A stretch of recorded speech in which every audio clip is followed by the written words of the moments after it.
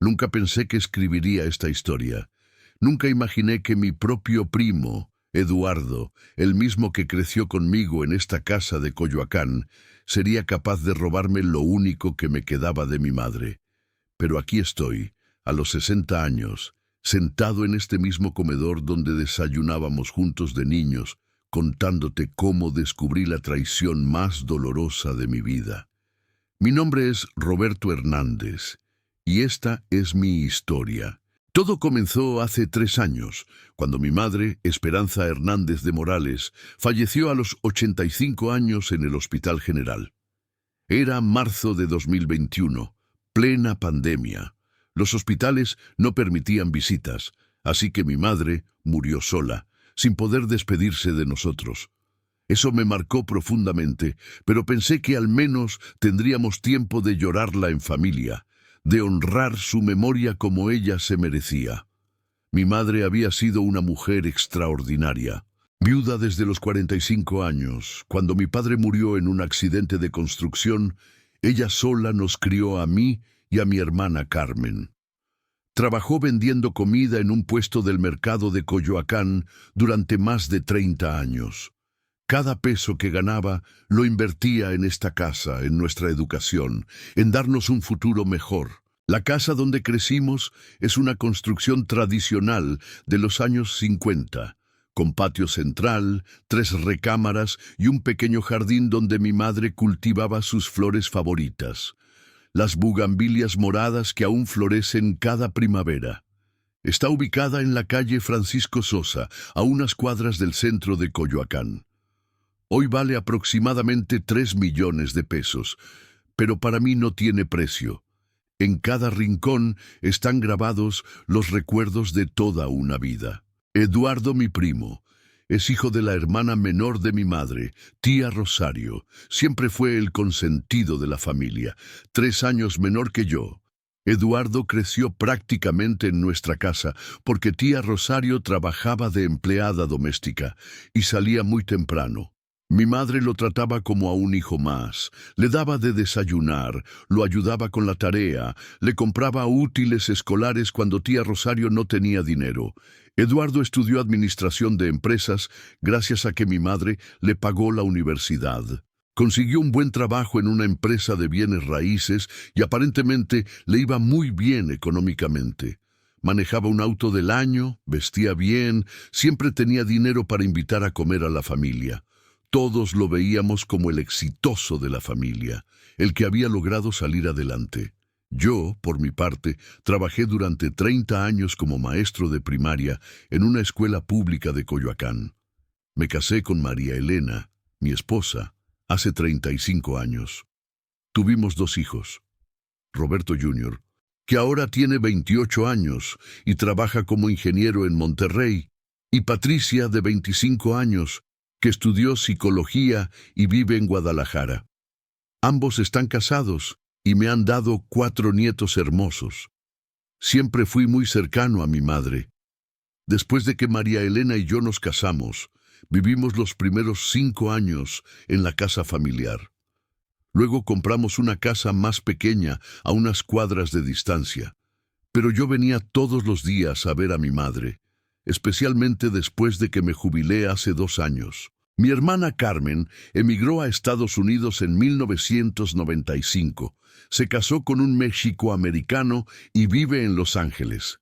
Tiene 3 hijos y un negocio de catering. Viene a México una vez al año, por Navidad generalmente. Carmen y yo siempre mantuvimos una relación cordial, aunque la distancia inevitablemente nos alejó un poco. Eduardo, en cambio, visitaba a mi madre religiosamente todos los domingos. Llegaba puntual a las 2 de la tarde, comía con ella, se quedaban conversando hasta las 5 o 6 de la tarde. Mi madre lo adoraba. Eduardo es tan considerado, me decía siempre. Nunca falta a nuestras comidas dominicales. Lo que yo no sabía en ese momento era que esas visitas dominicales tenían un propósito muy específico. Cuando mi madre enfermó de diabetes e hipertensión hace unos 5 años, Eduardo se ofreció inmediatamente a ayudarla con sus trámites médicos, con las idas al banco, con todo lo que requería salir de casa. «Tío Roberto, usted no se preocupe por nada», me decía con esa sonrisa que ahora me da escalofríos. «Yo me encargo de que a tía Esperanza no le falte nada».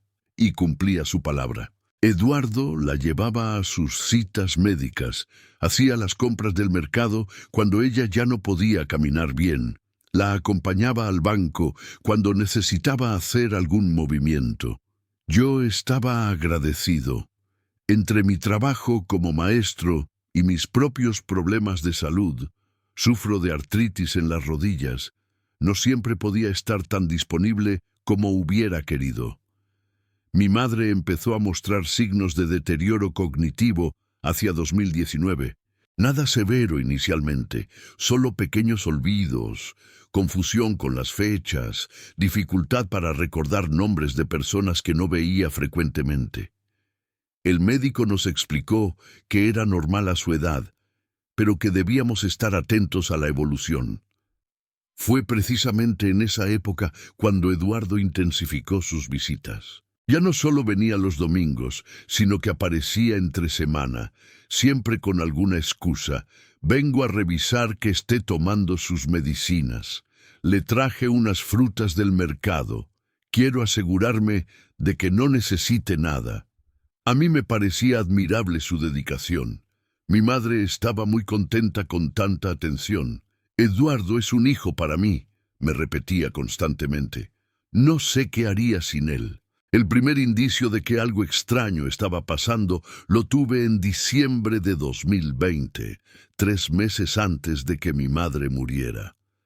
Ese día llegué a visitarla como siempre, alrededor de las 5 de la tarde, después de terminar mis clases. La encontré un poco alterada, revisando unos papeles en la mesa del comedor. «Mamá, ¿qué te pasa? Te veo preocupada», le pregunté. «Ay, hijo, no sé. Eduardo me trajo unos papeles para firmar la semana pasada. Dice que es para que la casa esté mejor protegida. Algo de los impuestos, pero no entiendo muy bien de qué se trata». Me mostró unos documentos que había dejado sobre la mesa. Eran fotocopias, no los originales. Intenté leerlos, but la letra era muy pequeña y estaban bastante borrosos.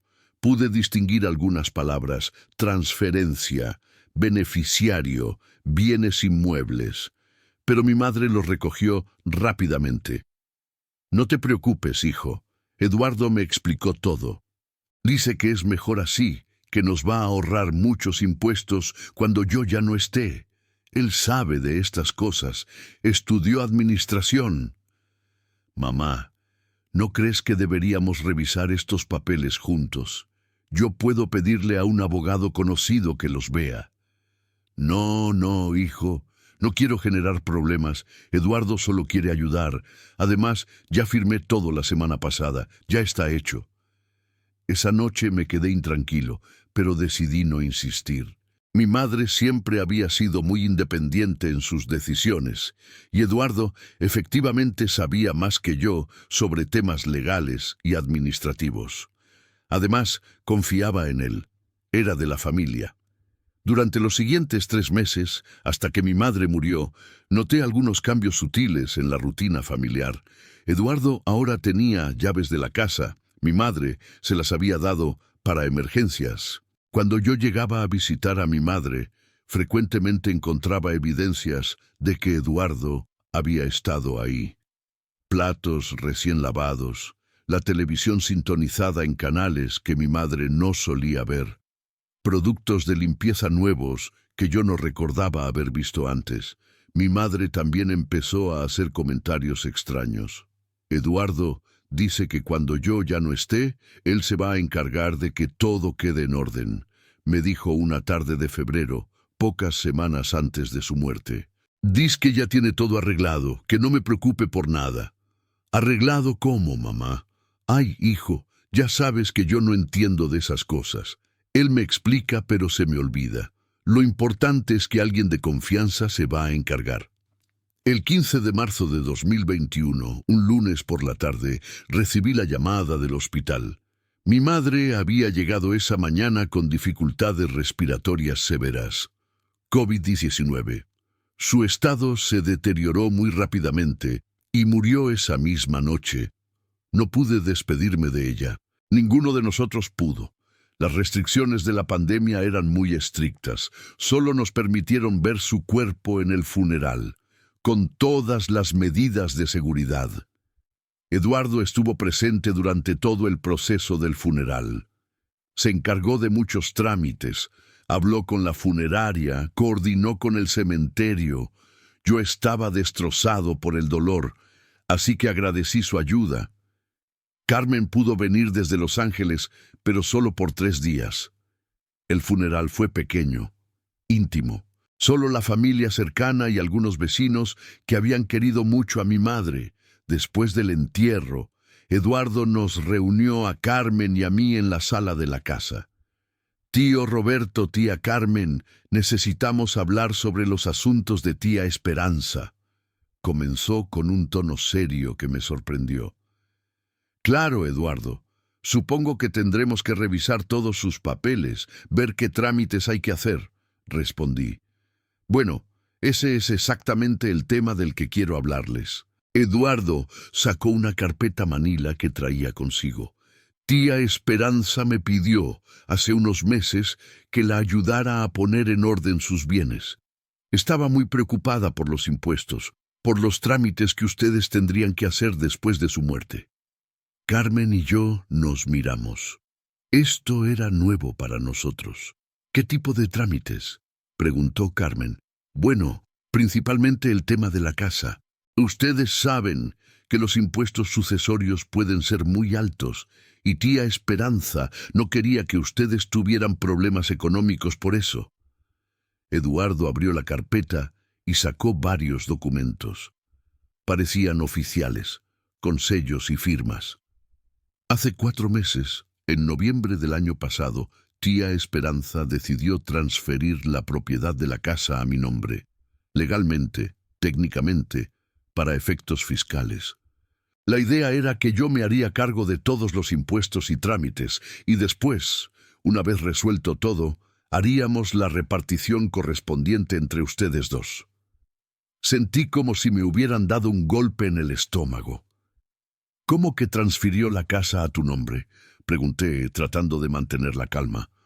Fue una decisión muy inteligente de su parte, continuó Eduardo, aparentemente sin darse cuenta del impacto de sus palabras. De esta manera no hay problemas sucesorios, no hay impuestos altos, no hay trámites complicados para ustedes. Yo me encargo de todo.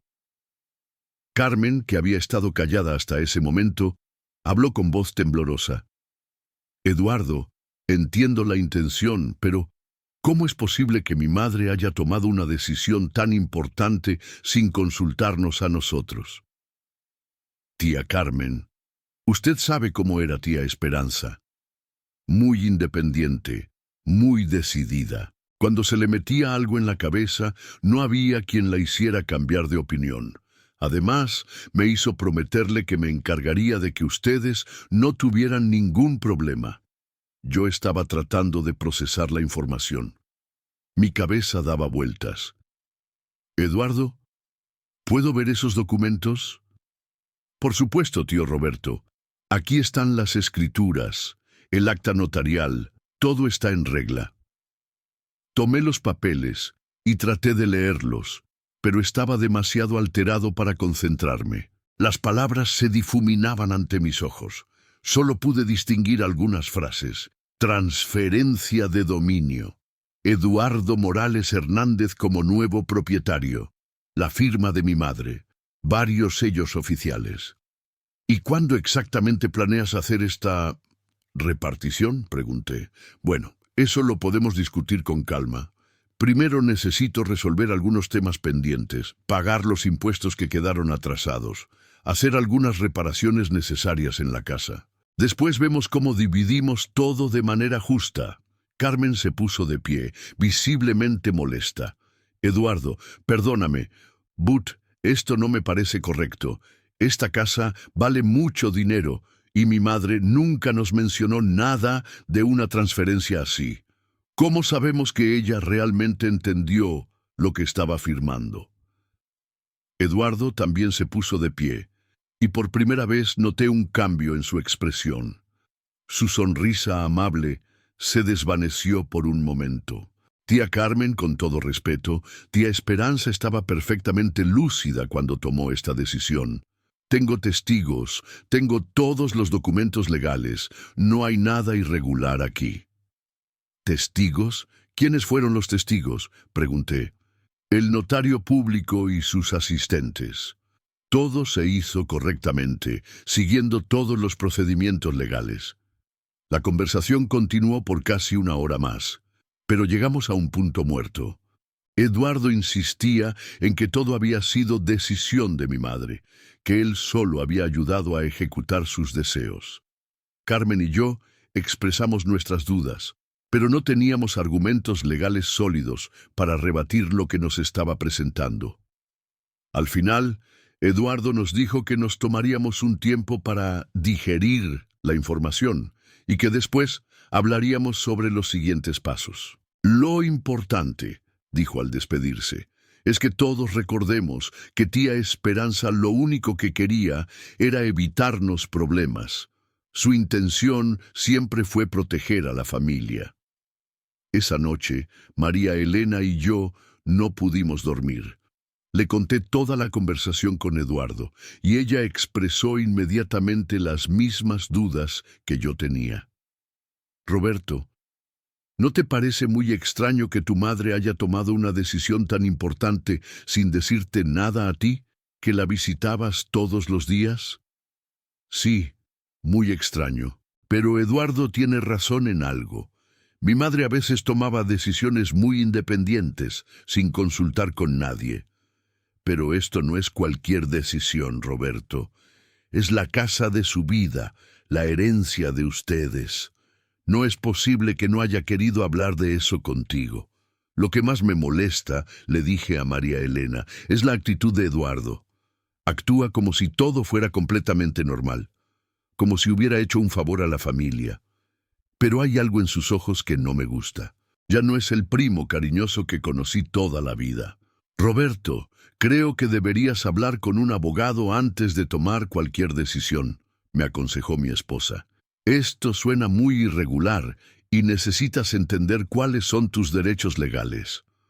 Los días siguientes fueron una tortura emocional.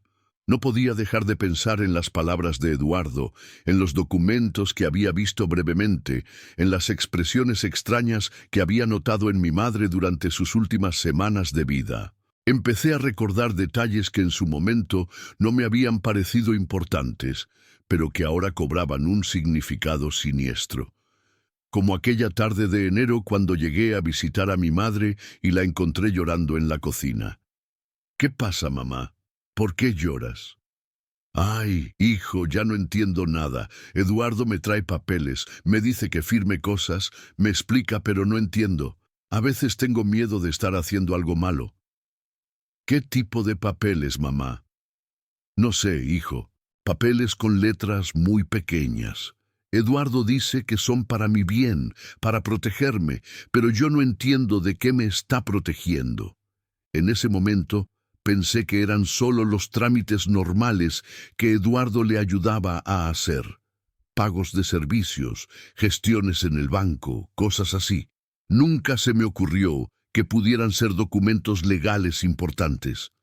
También recordé otra conversación extraña que había tenido con mi madre en febrero, pocas semanas antes de su muerte. Roberto, ¿tú confías en Eduardo?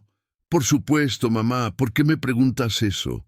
Es que a veces siento que me habla como si yo fuera tonta, como si no entendiera nada, y luego se pone muy contento cuando firmo los papeles que me trae, muy contento como si hubiera ganado algo. Mamá, Eduardo solo quiere ayudarte, siempre ha sido muy cariñoso contigo. Sí, eso dice él, pero hijo, ¿por qué nunca me explica los papeles cuando tú estás presente? Siempre esperan a que te vayas para hablar de esas cosas. Esa pregunta de mi madre me había quedado dando vueltas en la cabeza durante días. pero después se me olvidó entre la rutina diaria y mis propias preocupaciones. Ahora, recordando esa conversación, sentí un nudo en el estómago. Mi madre había estado tratando de decirme algo, había estado pidiendo ayuda de la única manera que podía, y yo no había entendido las señales. El viernes de esa semana, 3 días después de la reunión con Eduardo, decidí volver a la casa para revisar más cuidadosamente los espacios donde mi madre guardaba sus documentos importantes. Quería ver si había dejado alguna pista sobre lo que realmente había pasado durante esos últimos meses. Eduardo había dicho que tenía llaves, pero yo también tenía mi propio juego de llaves que mi madre me había dado años atrás para emergencias. Llegué temprano, alrededor de las 8:00 a.m., esperando que Eduardo no estuviera ahí. La casa se sentía extraña, vacía sin la presencia de mi madre. Fui directamente a su recámara, donde ella tenía una cómoda antigua donde guardaba todos sus papeles importantes. Actas de nacimiento, escrituras viejas, documentos médicos, fotografías familiares. Abrí el primer cajón. Inmediatamente noté que algo estaba diferente. Los papeles estaban organizados de una manera que no era característica de mi madre. Ella siempre fue muy desordenada con sus documentos. Los guardaba en sobres viejos, mezclados con fotografías y cartas, pero ahora todo estaba perfectamente ordenado en carpetas nuevas. Revisé las carpetas una por una. Había documentos que reconocía: su acta de matrimonio con mi padre, nuestras actas de nacimiento, algunos recibos de servicios. Pero faltaban muchas cosas que sabía que mi madre guardaba ahí: las escrituras originales de la casa, su testamento que había hecho hace unos 10 años, algunos documentos del Seguro Social y varias fotografías familiares antiguas. En el fondo del cajón encontré algo que me llamó la atención: varias hojas arrugadas que parecían borradores de cartas. Las desenrollé cuidadosamente y comencé a leer.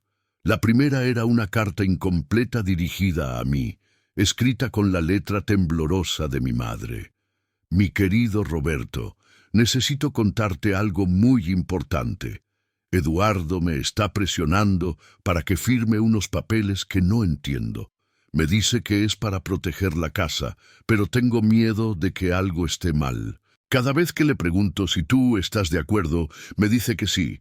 Pero ¿por qué nunca hablamos de esto cuando vienes a visitarme? Roberto, tengo miedo de... La carta se cortaba ahí.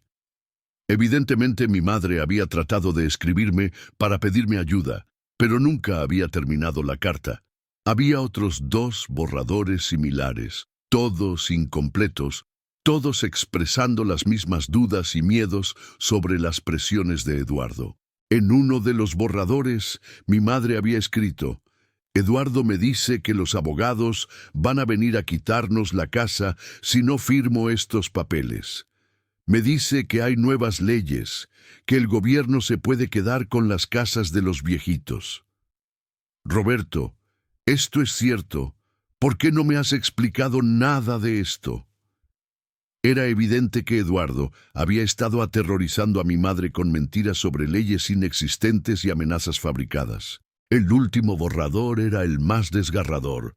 Mi Roberto querido, creo que me estoy volviendo loca. Ya no entiendo qué es verdad y qué no.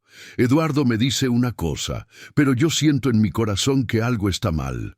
A veces no me acuerdo de las cosas que pasaron ayer, pero sí me acuerdo de que tu papá siempre me decía que nunca firmara papeles que no entendiera.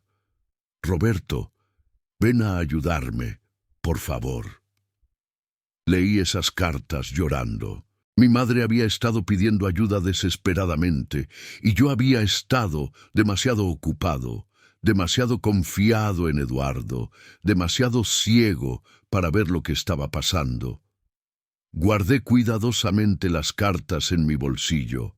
Eran evidencia de la manipulación que había sufrido mi madre, y posiblemente podrían ser útiles si decidía tomar acciones legales.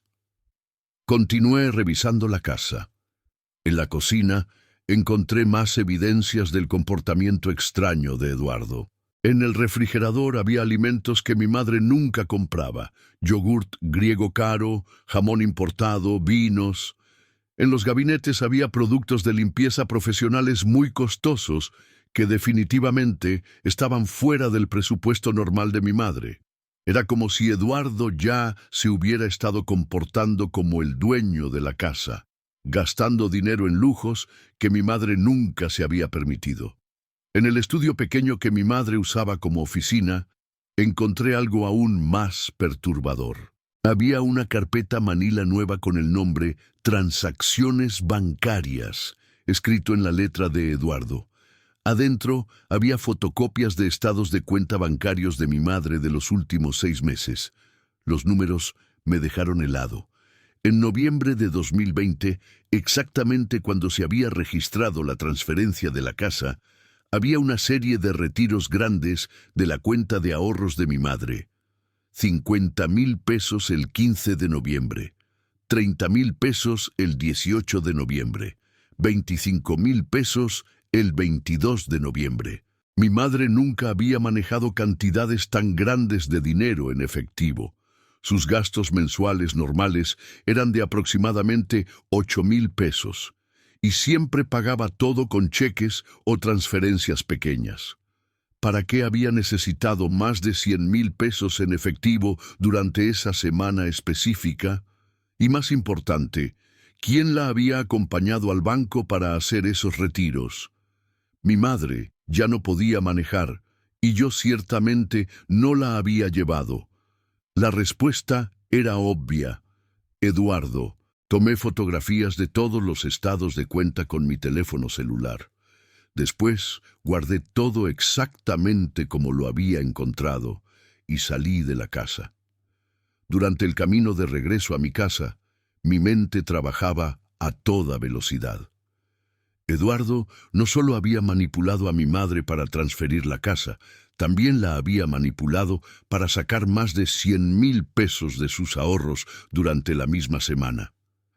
Esa tarde llamé a Carmen y le conté sobre todo lo que había encontrado. «Roberto, esto ya no es solo sospechoso, esto es claramente criminal», me dijo mi hermana. «Eduardo robó la casa y los ahorros de mamá. Necesitas ir con la policía inmediatamente». «Carmen, no sé si tengo suficiente evidencia. Eduardo puede decir que mamá le pidió que la ayudara con esos retiros, que era para pagar gastos médicos o algo así». «Roberto, piénsalo. Más de 100,000 pesos en la misma semana que firmó la transferencia de la casa. Eso no es coincidencia. Eduardo necesitaba ese dinero para algo relacionado con el fraude, probablemente para pagar al notario o para cubrir gastos del proceso». Carmen tenía razón. Los retiros de dinero durante esa semana específica no podían ser coincidencia. Esa noche, María Elena y yo nos quedamos despiertos hasta muy tarde discutiendo la situación. «Roberto, tienes que decidir si vas a luchar por esto o si vas a dejar que Eduardo se salga con la suya», me dijo mi esposa. «Pero si decides luchar, tiene que ser con todo. No puedes ir a medias en una situación como esta. María Elena, Eduardo es familia, es el hijo de la hermana de mi madre. Si hago esto, voy a destruir a la familia para siempre». «Roberto, Eduardo ya destruyó a la familia cuando decidió robarle a tu madre. Tú no destruiste nada. Tú solo estás tratando de hacer justicia». Esa madrugada, mientras María Elena dormía, me quedé despierto en la sala de mi casa, pensando en todo lo que había descubierto. En mi mente veía a mi madre tratando de escribir esas cartas, pidiendo ayuda, confundida y asustada, siendo manipulada por alguien en quien confiaba completamente. Pensé en todas las veces que Eduardo había comido en nuestra mesa, en todas las navidades que habíamos pasado juntos, en cómo mi madre había sacrificado tanto para pagarle la universidad. Y pensé en que si yo no hacía nada, Eduardo iba a quedarse con todo lo que mi madre había trabajado durante toda su vida para construir. Peor aún, iba a seguir manipulando a otros ancianos vulnerables, porque había aprendido que podía salirse con la suya. A las 5:00 de la mañana tomé mi decisión. Iba a luchar por la justicia que mi madre merecía, sin importar las consecuencias familiares. Al amanecer del sábado, llamé al licenciado Ramírez y le pedí una cita urgente para el lunes por la mañana. La guerra legal había comenzado. Lo que más me molestaba de toda esa situación era la actitud de Eduardo después de la reunión. Los siguientes días se comportaba como si nada hubiera pasado. Seguía viniendo a la casa, pero ahora con una actitud completamente diferente. Ya no era el primo cariñoso que visitaba a mi madre. Ahora era el dueño de la propiedad. La primera señal de alarma real llegó una semana después del funeral. Llegué a la casa como de costumbre, usando mi llave, para revisar el correo y asegurarme de que todo estuviera en orden. Al abrir la puerta, me encontré con Eduardo en la sala, midiendo los espacios con una cinta métrica. Tenía varios catálogos de muebles sobre la mesa. «Hola, tío Roberto», me dijo sin levantar la vista. «Estoy evaluando qué mejoras necesita la casa». «¿Mejoras? Eduardo, acabamos de enterrar a mi madre hace una semana». «Lo sé, tío, y siento mucho que esto parezca apresurado, pero tengo que ser práctico. La casa necesita varias reparaciones urgentes. El techo tiene goteras. La instalación eléctrica está vieja. Los baños necesitan remodelación completa. Si vamos a mantener el valor de la propiedad, necesitamos actuar rápido». Me quedé helado. ¿Mantener el valor de la propiedad? Eduardo, estamos hablando de la casa donde crecí, donde mi madre vivió toda su vida. No es una inversión inmobiliaria. Eduardo finalmente me miró directamente. En sus ojos ya no había la calidez familiar de antes. Había algo frío, calculador. «Tío Roberto, entiendo que esto es muy emocional para usted, pero legalmente yo soy el propietario de esta casa ahora. Tengo la responsabilidad de mantenerla en buenas condiciones. Si queremos hacer la repartición que prometí, necesito que la propiedad mantenga su valor. ¿Y quién va a pagar por esas reparaciones? Bueno, eso es parte de lo que necesitamos discutir. Las reparaciones son una inversión en la propiedad. Cuando hagamos la división, obviamente esos costos se tomarán en cuenta». Esa conversación me dejó con una sensación terrible en el estómago. Por primera vez comencé a sospechar que Eduardo no tenía ninguna intención real de dividir la herencia con nosotros. Esa noche llamé a Carmen a Los Ángeles y le conté sobre el encuentro con Eduardo. «Roberto, esto no me gusta nada», me dijo mi hermana. «¿No te parece muy conveniente que Eduardo ahora sea el único dueño legal de una propiedad que vale 3 millones de pesos? Sí, pero Carmen, él dice que va a hacer la repartición. Dice que solo es temporal, mientras resuelve los temas legales. Roberto, hermano, por favor, piénsalo bien. ¿En qué mundo un abogado recomendaría transferir una propiedad completa a un tercero solo para ahorrar impuestos? Eso no tiene sentido». Carmen tenía razón. Entre más lo pensaba, menos sentido tenía toda la explicación de Eduardo. Al día siguiente decidí ir a hablar con el licenciado Agustín Ramírez, un abogado especialista en derecho sucesorio que conocía desde hace años. Su oficina está en el centro de Coyoacán, a unas calles de la casa de mi madre. «Roberto, me da mucho gusto verte, aunque siento mucho lo de tu madre», me dijo el licenciado Ramírez cuando llegué a su oficina. Es un hombre de unos 55 años, calvo, con bigote gris y una manera muy directa de hablar. «Gracias, licenciado. Vengo a consultarle sobre un asunto legal que me tiene muy preocupado». Le expliqué toda la situación. La transferencia de la casa a nombre de Eduardo, los documentos que había firmado mi madre, las explicaciones sobre los impuestos sucesorios. El licenciado Ramírez me escuchó atentamente, tomando notas en una libreta. Cuando terminé de hablar, se quitó los lentes y me miró con una expresión seria. Roberto, lo que me estás contando no tiene sentido desde el punto de vista legal. ¿Cómo así? Primero, en México no existen impuestos sucesorios tan altos como para justificar una transferencia anticipada de bienes. Los impuestos por herencia directa entre padres e hijos son mínimos. Segundo, aun si existiera esa preocupación, hay mecanismos legales mucho más simples y seguros, como un testamento bien estructurado o un fideicomiso. Sentí que se me helaba la sangre. ¿Está usted diciendo que Eduardo nos mintió? No puedo decir eso sin ver los documentos, pero lo que sí puedo decirte es que la explicación que te dio no corresponde con la realidad legal mexicana. ¿Tienes copias de esos documentos? Solo vi los originales por unos minutos. Eduardo los tenía y no me dejó copias. Eso ya es otra señal de alarma, Roberto. En cualquier transacción inmobiliaria legítima, todas las partes involucradas deben tener copias de todos los documentos. El licenciado Ramírez me explicó que mi primera acción debía ser obtener copias oficiales de todos los documentos de la transferencia. Necesitamos ir al registro público de la propiedad. Si realmente hubo una transferencia legal, debe estar registrada ahí, y tenemos derecho a consultar los documentos. Salí del despacho del licenciado con una mezcla de esperanza y terror. Esperanza, porque finalmente tenía un camino claro de acción. Terror, porque cada vez era más evidente que Eduardo nos había engañado. Al día siguiente, acompañado por el licenciado Ramírez, fuimos al registro público de la propiedad de Coyoacán.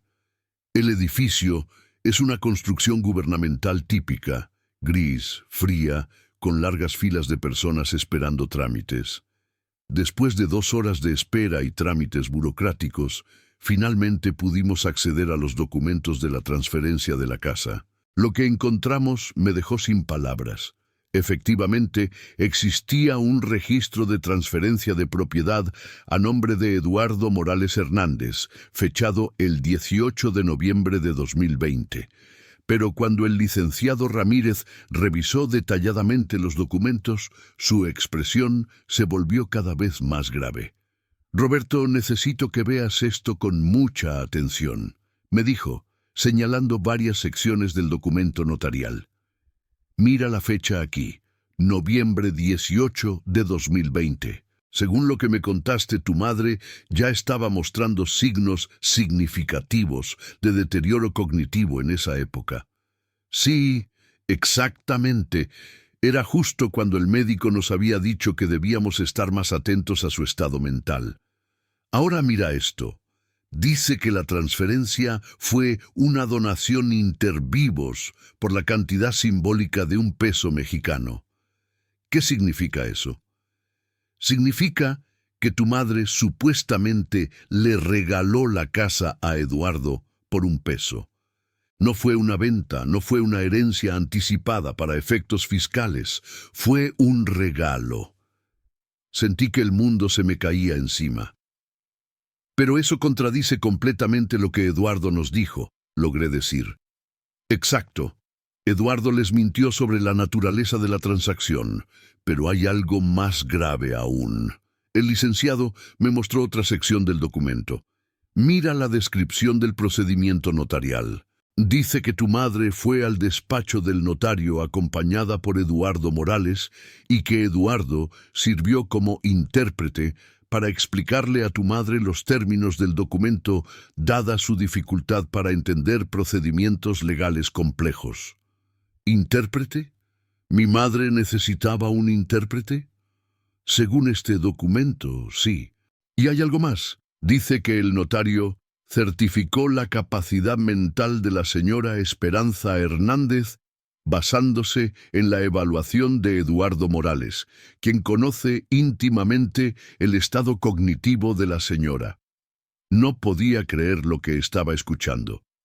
Licenciado, ¿me está diciendo que el notario determinó que mi madre era competente para firmar basándose únicamente en lo que Eduardo le dijo? Eso es exactamente lo que dice este documento. Y Roberto, esto es completamente irregular.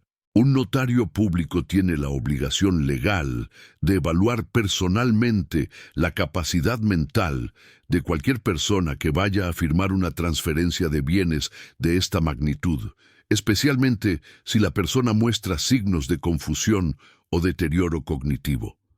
Mi cabeza daba vueltas. Todo comenzaba a tomar forma y la imagen que se formaba era aterradora. ¿Qué podemos hacer ahora?, pregunté. Lo primero es conseguir el expediente médico completo de tu madre de los últimos 2 años. Necesitamos documentar oficialmente su estado cognitivo durante el período cuando se firmó esta transferencia. Si podemos demostrar que ella no tenía la capacidad mental para entender las implicaciones de lo que estaba firmando, podemos impugnar la validez de todo el proceso. Salimos del registro público con copias de todos los documentos. En el taxi de regreso, el licenciado Ramírez me explicó nuestra estrategia legal. Roberto, vamos a necesitar varios elementos para construir nuestro caso. Primero, el expediente médico de tu madre. Segundo, testimonios de personas que puedan certificar su estado mental durante noviembre de 2020. Tercero, una investigación sobre el notario que certificó esta transferencia. Y cuarto, un análisis grafológico de la firma de tu madre en estos documentos. ¿Análisis grafológico? Sí. Si tu madre realmente estaba sufriendo deterioro cognitivo, es muy probable que su firma no sea consistente con firmas anteriores. También necesitamos investigar si Eduardo tuvo algún tipo de coerción o influencia indebida sobre ella. Esa tarde fui directamente al Hospital General, donde mi madre había recibido atención médica durante sus últimos años. Después de varios trámites y de explicar la situación, logré obtener una cita con el doctor Martínez, el geriatra que había estado tratando a mi madre. El doctor Martínez es un hombre joven, de unos 40 años, muy profesional, pero con una manera cálida de hablar. Don Roberto, recuerdo muy bien a su madre. Era una paciente muy querida aquí en el hospital. Doctor, necesito preguntarle sobre el estado mental de mi madre durante los últimos meses de su vida, específicamente en noviembre de 2020. ¿Hay algún problema específico? Le expliqué la situación de la transferencia de la casa y vi cómo la expresión del doctor se volvía cada vez más preocupada. Don Roberto, esto es muy grave. El expediente médico de su madre claramente documenta un deterioro cognitivo progresivo desde mediados de 2019. En noviembre de 2020, específicamente, tengo anotado que su madre mostraba confusión significativa sobre fechas, nombres y tenía dificultad para entender instrucciones complejas. ¿Tiene eso documentado oficialmente?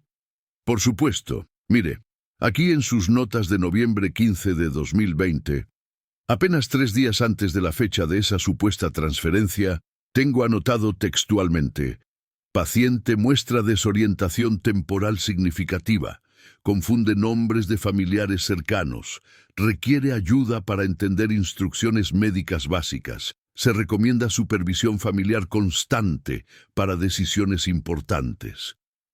Sentí una mezcla de tristeza y rabia. Tristeza por confirmar el deterioro de mi madre. Rabia por entender que Eduardo había aprovechado exactamente esa vulnerabilidad. Doctor, ¿usted consideraría que mi madre tenía la capacidad mental para tomar decisiones legales complejas en esa fecha?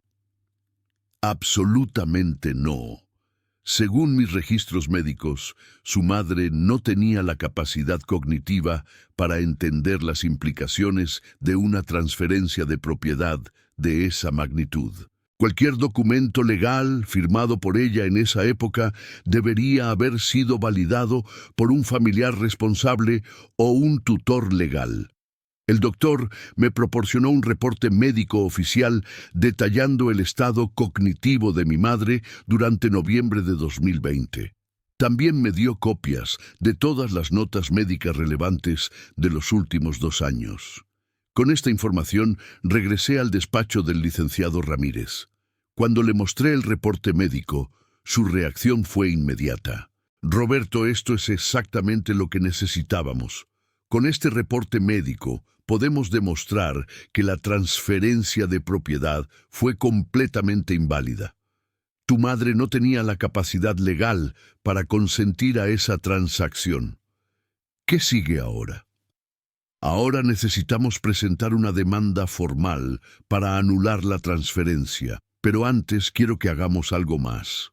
Quiero que hablemos con ese notario.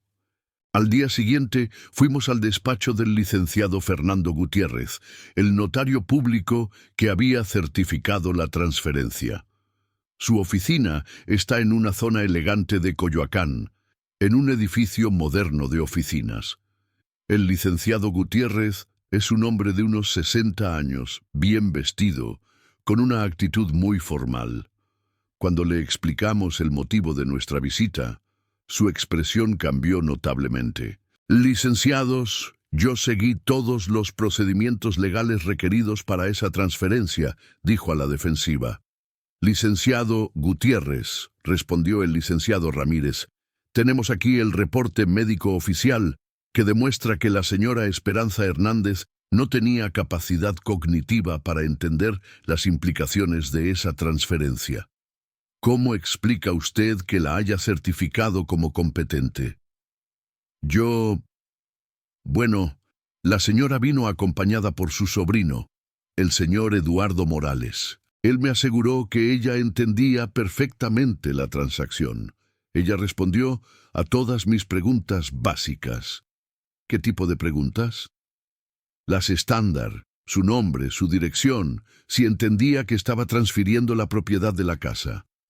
¿Y no le pareció extraño que necesitara un intérprete para entender los términos del documento? El notario se veía cada vez más incómodo. El señor Eduardo me explicó que su tía era una persona muy sencilla, que no tenía educación formal, que se confundía fácilmente con terminología legal. Me dijo que era normal en ella, que siempre había necesitado ayuda para entender documentos complejos. ¿Y usted no consideró necesario verificar independientemente la capacidad mental de la señora? Yo seguí el protocolo estándar. El señor Eduardo era claramente un familiar cercano, bien educado, que conocía bien a la señora. No vi razón para dudar de su evaluación. Era evidente que el notario había sido negligente en su evaluación, posiblemente influenciado por la aparente credibilidad de Eduardo. Después de esa reunión, el licenciado Ramírez me explicó que teníamos suficientes elementos para proceder legalmente. Roberto, vamos a presentar una demanda por anulación de acto jurídico por falta de capacidad mental del otorgante. También vamos a incluir cargos por influencia indebida y posible fraude. ¿Cuánto tiempo puede tomar este proceso?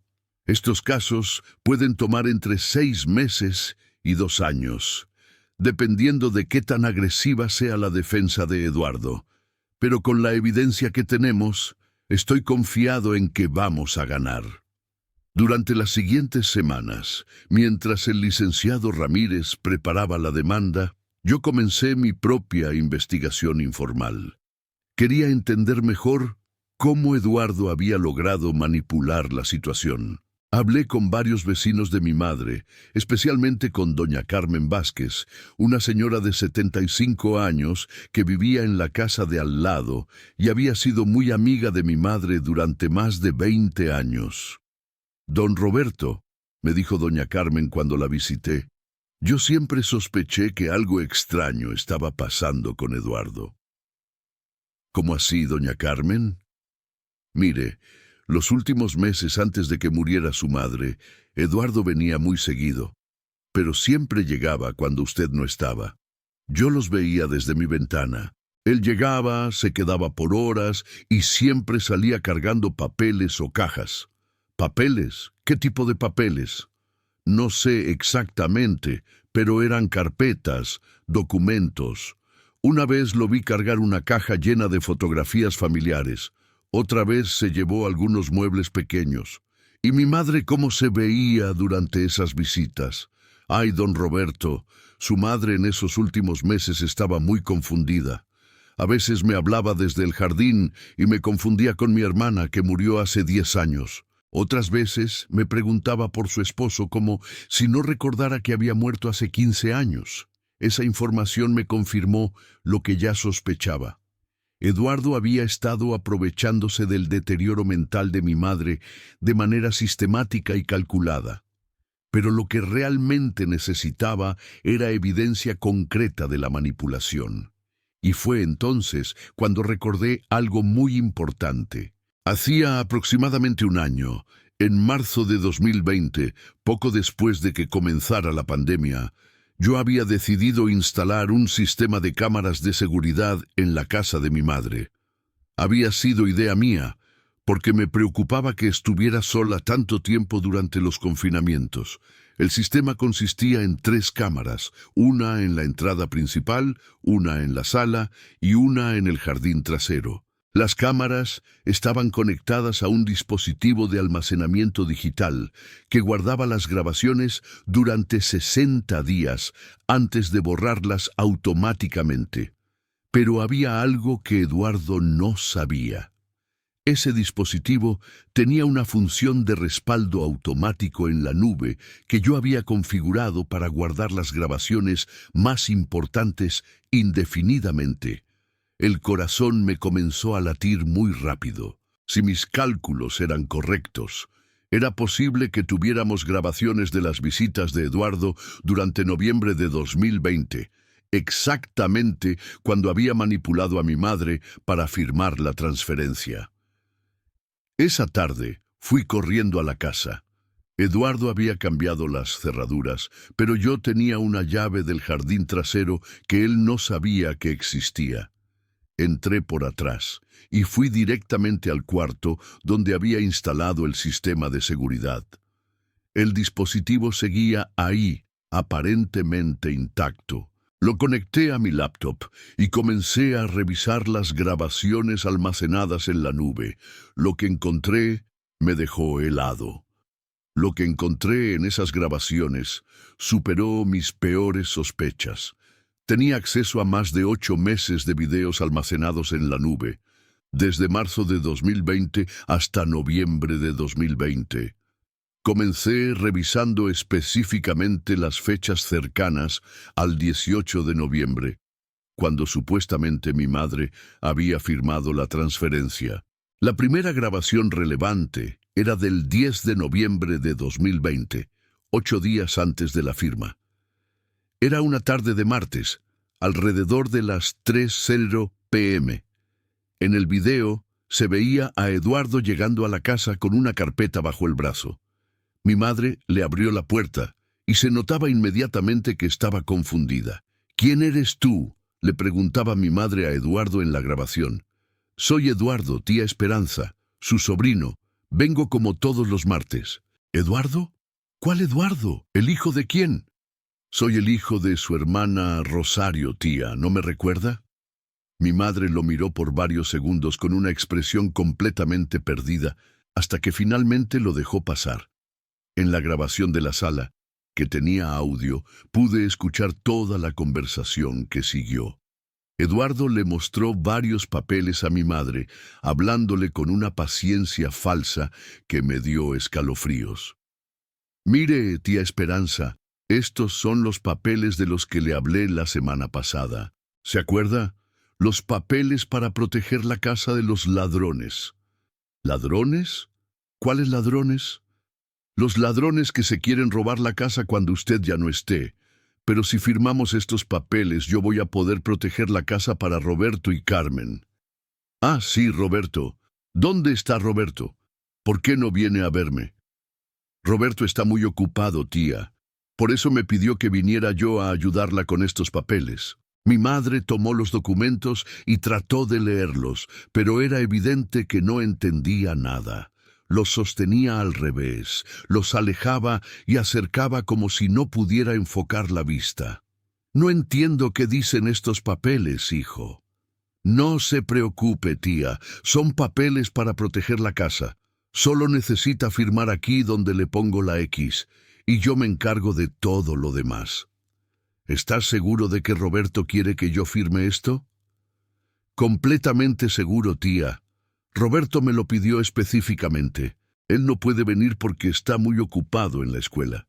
Vi en la grabación cómo mi madre firmó varios documentos claramente sin entender qué estaba firmando. Eduardo dirigía su mano, le decía exactamente dónde poner la firma y después guardaba inmediatamente todos los papeles.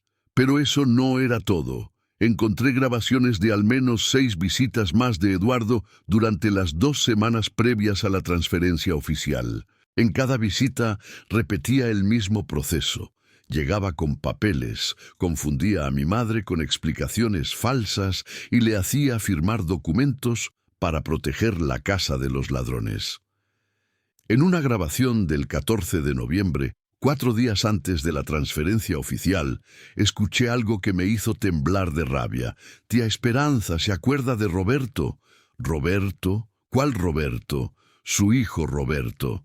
Ah, sí, Roberto. ¿Dónde está? Hace mucho que no lo veo. Roberto ya no puede venir a verla, tía. Está muy enojado con usted. Enojado. ¿Por qué está enojado conmigo?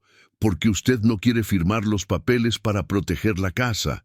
Roberto dice que si usted no firma, los ladrones se van a robar todo. No quiero que Roberto esté enojado conmigo. ¿Qué tengo que hacer? Solo tiene que firmar estos papeles que le traje. Así Roberto va a estar contento otra vez. Eduardo estaba manipulando sistemáticamente a mi madre, usando su deterioro cognitivo y su amor por mí para engañarla. Era monstruoso. Pero la grabación más impactante era del mismo día 18 de noviembre. Eduardo había llegado a las 9:00 a.m. con un hombre que no reconocí.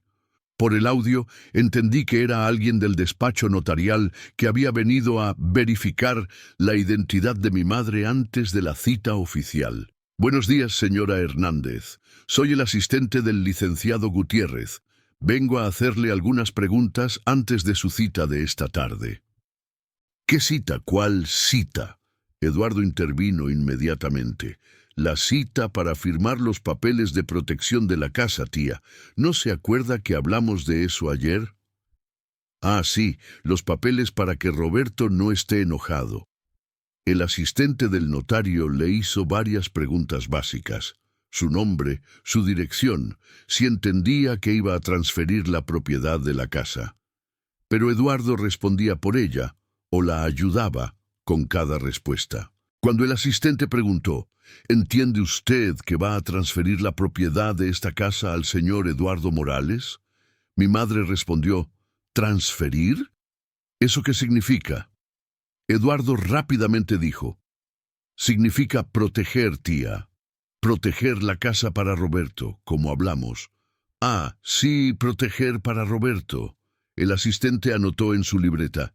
La señora confirma que entiende la naturaleza de la transferencia. Era una farsa completa.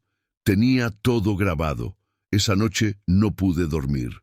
Al día siguiente, temprano en la mañana, llamé al licenciado Ramírez y le conté sobre las grabaciones. Roberto, esto es evidencia definitiva.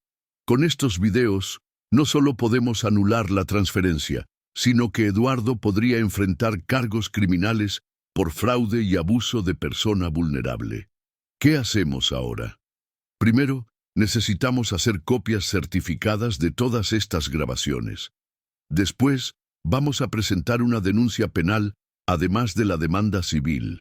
Y creo que es hora de confrontar directamente a Eduardo. Pasamos todo ese día preparando la evidencia. El licenciado Ramírez contactó a un perito en informática forense para certificar la autenticidad de las grabaciones.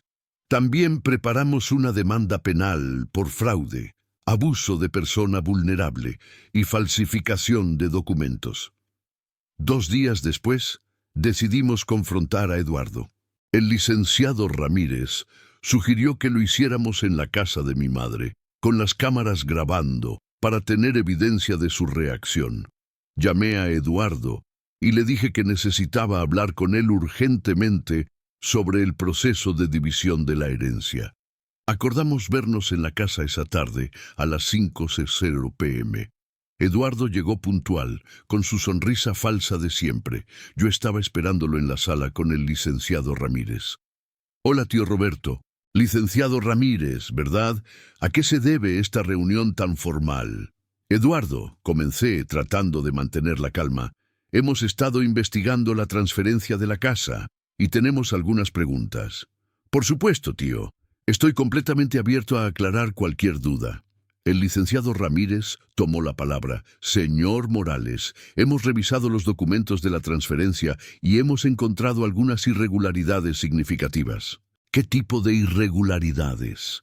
Primero, la transferencia está registrada como una donación por $1, no como una estrategia fiscal para evitar impuestos sucesorios, como usted les explicó a los familiares.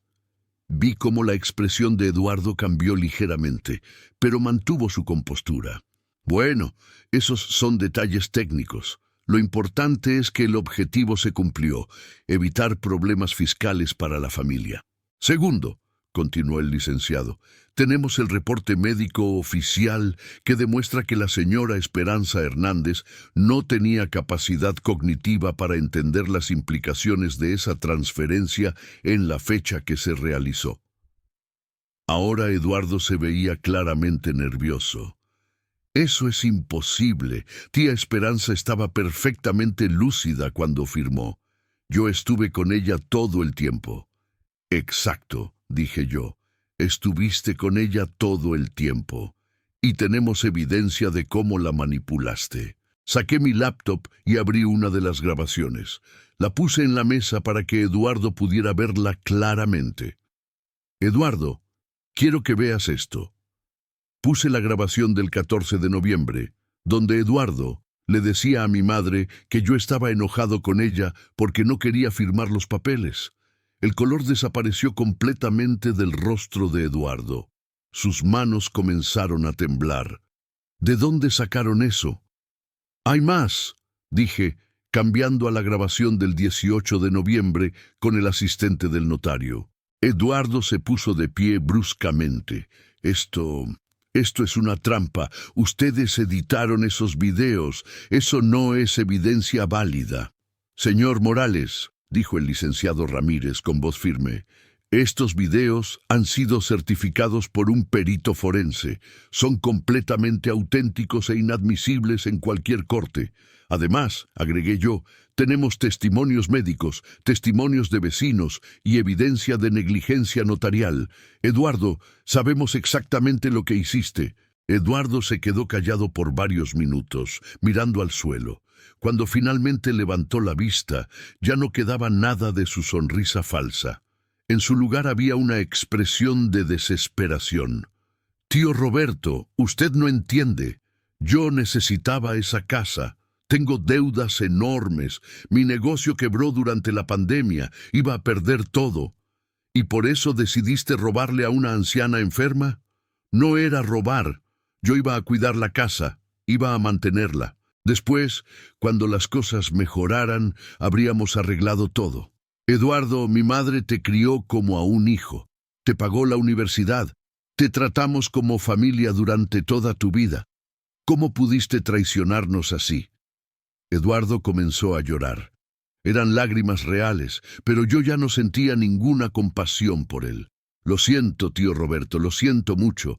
Yo sé que lo que hice estuvo mal, pero estaba desesperado». «Eduardo», dijo el licenciado Ramírez, «vamos a presentar cargos criminales contra usted, pero si coopera completamente, si transfiere inmediatamente la propiedad de vuelta a los herederos legítimos, podemos considerar un arreglo que evite la cárcel». «¿Qué tipo de arreglo?» «Usted firma inmediatamente la transferencia de la casa a Roberto y Carmen sin ningún costo. Usted paga todos los gastos legales de este proceso y usted se declara culpable de fraude civil con una sentencia de restitución pero sin cárcel». Eduardo se quedó pensando por varios minutos. «¿Y si no acepto? Entonces enfrentará cargos criminales completos por fraude, abuso de persona vulnerable y falsificación de documentos. Con la evidencia que tenemos, está viendo entre 3 y 8 años de prisión. Eduardo aceptó el arreglo esa misma tarde. Firmó todos los documentos necesarios para transferir la casa de vuelta a Carmen y a mí. También se comprometió a pagar todos nuestros gastos legales, que ascendían a casi 200.000 pesos. El proceso legal tomó 3 meses más para finalizarse completamente. En febrero de 2022, Carmen y yo, finalmente, éramos los propietarios legales de la casa de nuestra madre. Pero la justicia no terminó ahí. Resultó que Eduardo había estado cometiendo fraudes similares con otras personas mayores en Coyoacán. Nuestra evidencia ayudó a las autoridades a identificar al menos otros 3 casos donde Eduardo había manipulado a ancianos para obtener propiedades o dinero. En uno de los casos, había convencido a un señor de 78 años de que necesitaba transferir sus ahorros de toda la vida a una cuenta protegida que Eduardo administraría para evitar que el gobierno se los confiscara. El señor había perdido más de 800.000 pesos. En otro caso, había manipulado a una viuda de 82 años para que le firmara un poder notarial que le daba control total sobre sus bienes, diciéndole que era para protegerla de estafadores. Cuando todos estos casos salieron a la luz, Eduardo finalmente enfrentó cargos criminales serios. En junio de 2022 fue sentenciado a 5 años de prisión por fraude múltiple y abuso de personas vulnerables. El notario que había certificado las transferencias fraudulentas también enfrentó consecuencias. Fue suspendido de su práctica por 2 años y multado por negligencia profesional. Carmen vino desde Los Ángeles para la resolución final del caso. Juntos decidimos qué hacer con la casa de nuestra madre. Roberto, me dijo Carmen, mientras estábamos sentados en el jardín donde mi madre cultivaba sus bugambilias. Creo que mamá estaría orgullosa de cómo manejaste todo esto. A veces me pregunto si hice lo correcto llevando a Eduardo a la cárcel. Roberto, lo que Eduardo hizo no fue solo robarnos a nosotros. Estaba robando a ancianos vulnerables por toda la ciudad. Al detenerlo, probablemente salvaste a muchas otras familias de pasar por lo mismo que pasamos nosotros. Carmen tenía razón. La investigación posterior reveló que Eduardo había estado operando este esquema durante al menos 2 años, siempre dirigiéndose a personas mayores que mostraban signos de deterioro cognitivo. Decidimos conservar la casa familiar. Carmen vendió algunas de sus propiedades en Los Ángeles y se mudó de vuelta a México. Ahora vive en la casa de nuestra madre durante parte del año, y yo la visito todos los días, como solía hacer cuando mi madre vivía. Hemos convertido una de las habitaciones en un pequeño santuario con fotografías y recuerdos de mi madre. Sus bugambilias siguen floreciendo cada primavera y hemos plantado nuevas flores en su honor. Algo hermoso salió de toda esta experiencia terrible. Carmen y yo nos volvimos a acercar después de años de distancia. Ahora hablamos por teléfono semanalmente, y ella pasa las Navidades en México con toda la familia reunida. También creamos una pequeña fundación en honor a mi madre para ayudar a otras familias que han sido víctimas de fraudes similares. Trabajamos con el gobierno local para crear programas de protección para adultos mayores vulnerables y ofrecemos asesoría legal gratuita para familias en situaciones similares a la nuestra. El caso se volvió bastante conocido en los medios locales y ahora a menudo me invitan a dar charlas en centros comunitarios sobre cómo proteger a los adultos mayores de este tipo de fraudes. En cuanto a Eduardo, cumplió 3 años de su sentencia antes de obtener libertad condicional por buen comportamiento. Cuando salió de la cárcel, vino a buscarme una vez. Apareció en la puerta de mi casa un martes por la tarde, visiblemente cambiado por su tiempo en prisión. Tío Roberto, me dijo, sé que no tengo derecho a pedirle nada, pero quería disculparme en persona. Lo que le hice a tía Esperanza, lo que les hice a usted y a tía Carmen, fue imperdonable. Eduardo, aprecio que hayas venido a disculparte, pero eso no cambia lo que hiciste. Lo sé, no espero perdón. Solo quería que supiera que he pasado estos 3 años pensando en lo que hice y entiendo completamente por qué tomó las decisiones que tomó. Si yo hubiera estado en su lugar, habría hecho exactamente lo mismo. ¿Qué planeas hacer ahora? Me voy de la ciudad. Tengo un trabajo en Mérida, trabajo honesto, en construcción. Voy a tratar de reconstruir mi vida de manera correcta. Eduardo se fue de Coyoacán y no he vuelto a saber de él. Espero sinceramente que haya encontrado una manera de vivir honestamente, pero la verdad es que ya no es mi responsabilidad. Ahora, 2 años después de que todo terminó, paso mis tardes en la casa de mi madre, leyendo en el mismo sillón donde ella solía sentarse a ver sus telenovelas. Mis nietos vienen a visitarme los fines de semana, y les cuento historias sobre su bisabuela, sobre cómo fue una mujer fuerte y trabajadora que siempre puso a la familia primero. Lo que más me duele es pensar en cómo mi madre pasó sus últimos meses confundida y manipulada por alguien en quien confiaba. Pero trato de enfocarme en los buenos recuerdos, las comidas dominicales, las tardes en el jardín, las historias que me contaba sobre su juventud. A veces me pregunto si mi madre, en sus momentos de lucidez, sospechaba lo que Eduardo estaba haciendo. Nunca lo sabré, pero lo que sí sé es que logré hacer justicia en su nombre, y eso me da paz. La lección más importante que aprendí de toda esta experiencia es que debemos proteger a nuestros adultos mayores, especialmente cuando comienzan a mostrar signos de vulnerabilidad cognitiva. Los estafadores como Eduardo específicamente buscan a personas en esas condiciones porque saben que pueden manipularlas fácilmente. Si hay familias leyendo esta historia que están pasando por algo similar, mi consejo es este: confíen en sus instintos. Si algo parece extraño o muy conveniente, probablemente lo es. Busquen ayuda legal inmediatamente, documenten todo, y nunca asuman que alguien es honesto solo porque es familia. Mi madre trabajó toda su vida para construir algo que pudiera dejarles a sus hijos. Eduardo trató de robarnos esa herencia, pero al final no pudo robarnos los recuerdos, los valores que nos enseñó, ni el amor que sentimos por ella.